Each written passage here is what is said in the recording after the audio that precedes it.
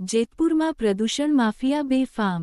પ્રદૂષણ માફિયા દ્વારા ખુલ્લેઆમ કેમિકલયુક્ત પાણી ડાયરેક્ટ વોકળામાં।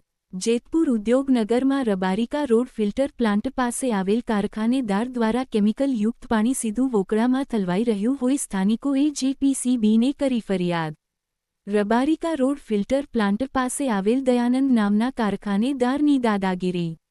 કારખાનેદાર દ્વારા કેમિકલયુક્ત પાણી વોકળામાં ઠલવતા જેપીસીબી ઘટના સ્થળ પહોંચી।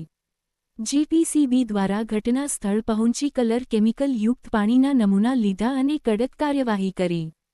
જેતપુરમાં અનેક કારખાનેદારો બેફામ કલર કેમિકલયુક્ત છોડી રહ્યા છે પાણી જેપીસીબી દ્વારા શહેરમાં કડક ચેકિંગ હાથ ધરે તેવી સ્થાનિકોની માગ।